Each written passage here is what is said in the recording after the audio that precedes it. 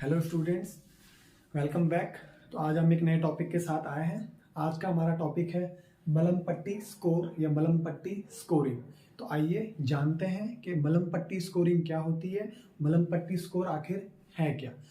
तो एक साइंटिस्ट हुए थे SR मलम पट्टी, है ना। उन्होंने इंडियन साइंटिस्ट थे, उन्होंने सबसे पहले इस स्कोर को इंट्रोड्यूस किया। भले ही बाद में जाके आज हम एक्चुअली इसके बारे में बात करेंगे, वो मॉडिफाइड मलम पट्टी स्कोर होगा, लेकिन इसको इंट्रोड्यूस किसने किया था? एक इंडियन साइंटिस्ट थे SR मलम पट्टी।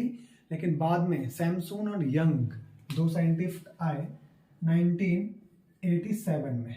1987 में दो साइंटिस्ट आए, सैमसून एंड यंग। इन दोनों ने मलम पट्टी स्कोर को मॉडिफाई किया और अब जो हम आज पढ़ने जा रहे हैं वो मॉडिफाइड मलम पट्टी स्कोर है। तो आइए देखते हैं कि मॉडिफाइड मलम पट्टी स्कोर, ये मलम पट्टी स्कोर है क्या। ये स्कोरिंग है, हम इससे डिटेक्ट करते हैं कि इंट्यूबेशन का जब प्रोसीजर होता है, तो इंट्यूबेशन के प्रोसीजर को करने से पहले, किसी पेशेंट को इंट्यूबेट करने से पहले हमको उसका एयरवे असेसमेंट करना पड़ता है कि उसका एयरवे कोई ऑब्स्ट्रक्शन तो नहीं है। तो ईज ऑफ इंट्यूबेशन को डिटेक्ट करने के लिए इसकी नीड क्यों पड़ी, मलम पट्टी स्कोर की नीड क्यों है? To detect the ease of intubation, कि इंट्यूबेशन कितना डिफिकल्ट होने वाला है या कितना इजी होने वाला है हमारे लिए। तो उससे पहले हम एक स्कोरिंग करते हैं और उस स्कोरिंग का नाम है मलम पट्टी स्कोर। ठीक है, इसको दिया किसने था? जैसे कि मैंने आपको बताया, SR मलम पट्टी ने इसको इंट्रोड्यूस किया था और सैमसून और यंग ने 1987 में इसको क्या करा? मॉडिफाइड करा। तो आखिर देखते हैं कि मलम पट्टी स्कोर में क्या करते हैं। जैसे कि हम बता रहे हैं कि मलम पट्टी स्कोर से हम देखते हैं कि जब हम इंट्यूबेट करने जा रहे हैं किसी पेशेंट को, तो क्या वो इंट्यूबेशन इजी होने वाला है या कुछ डिफिकल्टीज उसमें हमें आने वाली हैं, वो हमें बताएगा ये स्कोर। तो मलम पट्टी स्कोर जानने से पहले हम थोड़ा सा ये एक एनाटॉमिकल रिव्यू देख लेते हैं कि आखिर हमें देखना क्या है। इसमें सबसे पहले हम जो पेशेंट है उसको अपराइट या सिटिंग पोजीशन में बिठाएंगे। पेशेंट कौन से सोना चाहिए इसकी स्कोरिंग करने के लिए, ठीक है। या कभी कभी आप ये भी सुनेंगे कि बिफोर द एनेस्थीसिया, इंट्यूबेशन के टाइम पे हम एनेस्थीसिया देते हैं पेशेंट को। तो एनेस्थीसिया इंट्रोड्यूस करने से पहले हमें क्या करनी होती है? मलम पट्टी स्कोरिंग करनी होती है, ताकि हम डिटेक्ट कर पाए कि इंट्यूबेशन कितना डिफिकल्ट होने वाला है। तो इससे पहले सबसे पहले इसमें पोजीशन कौन सी प्रोवाइड करेंगे? तो पोजीशन होगी सिटिंग, ये अपराइट पोजीशन यहाँ पे होगी। मोस्ट करेक्टली बोले तो सिटिंग पोजीशन में आप पेशेंट को बिठाएं। फिर आप पेशेंट को बोलेंगे कि अपना माउथ ओपन करें। तो सिटिंग पोजीशन में पेशेंट को डालने के बाद, सिटिंग पोजीशन में उसको बिठाने के बाद आप उसको बोलेंगे just open your mouth and protrude out your tongue, कि जीभ को बाहर निकाले। लेकिन जीभ को बाहर, बस जीभ बाहर निकालेगा पेशेंट, उसमें वो कोई फोनेशन नहीं करेगा, आवाज नहीं निकालेगा जीभ बाहर करने के टाइम पे। तो वो मुंह खोलेगा और जीभ बाहर निकालेगा, जैसे कि डायग्राम में आपको देखने के लिए मिल रहा है कि ये टंग प्रोट्रूटेड है।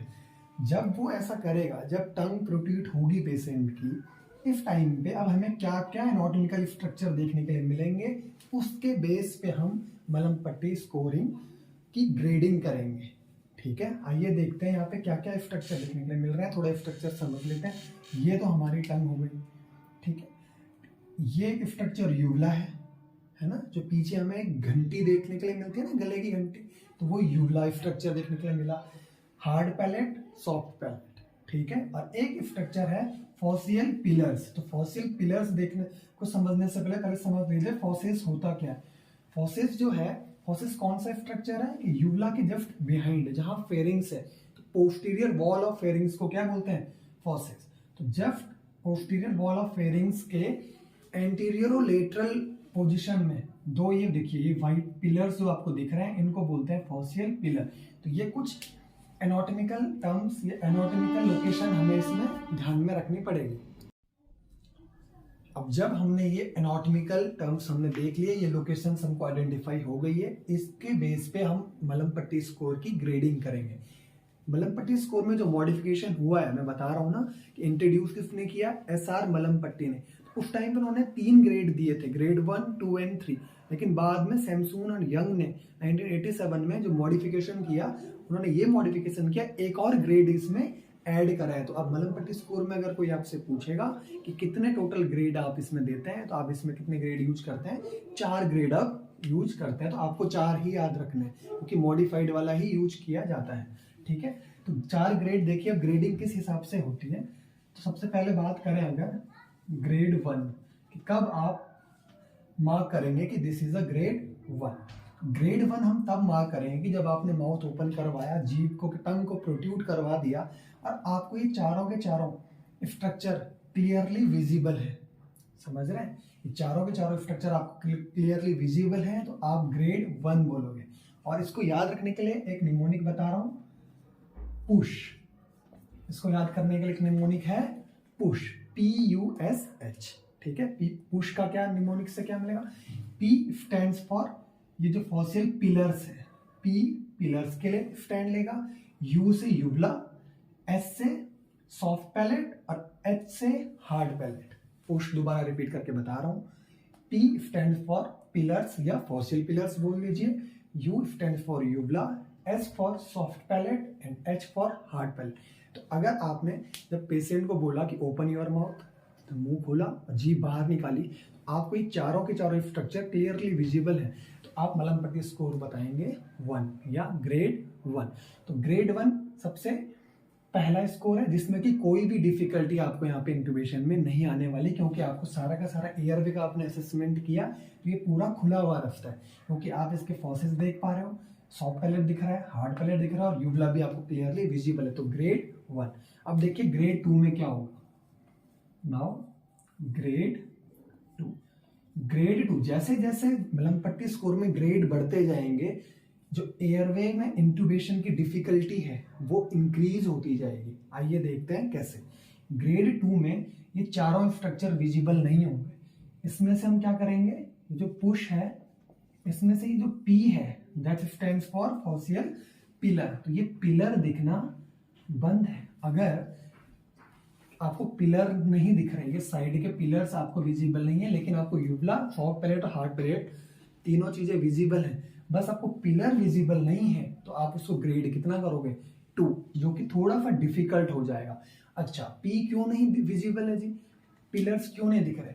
फॉर एग्जाम्पल टंग फॉल हो गया, जिंजिवाइटिस है किसी को, टंग सोलन है किसी की, है ना। तो जब टंग सोलन होगी या फॉलो बैक करने जाएगी, तो इनिशियल स्टेज में वो थोड़ा ऊपर आ जाएगी, थोड़ा ऊपर आएगी तो सबसे पहले आपको ये पिलर्स या ये फॉसेस दिखने क्या हो जाएंगे, बंद हो जाएंगे। तो ये देखो यूवला से नीचे नीचे यहाँ तक अगर बंद हो जाएगा, तो आपको क्या क्या दिख रहा है, यूवला दिख रहा है, सॉफ्ट पैलेट दिख रहा है और हार्ड पैलेट दिख रहा है। That is grade 2 for Mallampati score. I think यहाँ पे बात क्लियर हो गई। अब ऐसे ऐसे करके हम आगे बढ़ेंगे। ग्रेड 3 कब देंगे, ग्रेड 3 हम तब देंगे, फिर से पुश आपको याद रखना है। अब यहाँ पे आपको बस पिलर्स दिखने बंद हुए थे, लेकिन ग्रेड 3 में और ज्यादा डिफिकल्ट हो जाएगी बात, तो आपको पिलर्स भी नहीं दिख रहे और यूवला भी नहीं दिख रहा, आपको बस क्या विजिबल है, soft palate and hard palate, तो और ज्यादा डिफिकल्ट हो गया ना। टंग मान लो फॉल बैक कर गई है किसी की, तो अब आपको यूवला दिखना भी बंद हो गया, इसके बस ऊपर का दिख रहा है, नीचे का दिखना बंद हो गई, ये और ज्यादा डिफिकल्ट है। ओनली विजिबिलिटी किस चीज की है, सॉफ्ट पैलेट की और हार्ड पैलेट की। और लास्ट ग्रेडिंग आ जाएगी ग्रेड 4। और अब आप लोगों को आई थिंक क्लियर हो गया होगा कि ग्रेड 4 मतलब पुश आप फिर से लिख लेंगे, तो ये तीनों चीजें आपको दिखनी बंद हो गई हैं।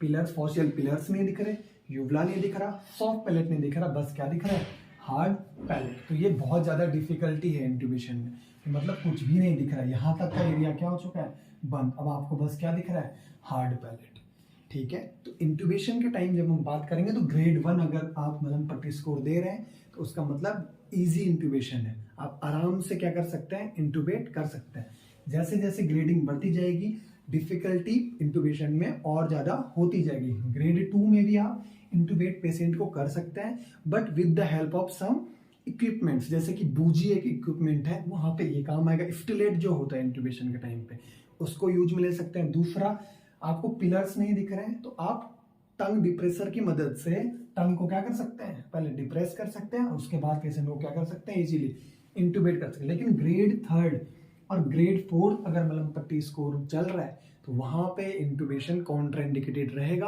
अनटिल और अनलेस आप जब तक क्या नहीं कर लेते, इन चीजों को मैनेज नहीं कर लेते, आप इंटुबेशन फर्दर आप प्रोसीड नहीं करेंगे या पेशेंट को एनेस्थीसिया आप प्रोवाइड नहीं कर पाएंगे।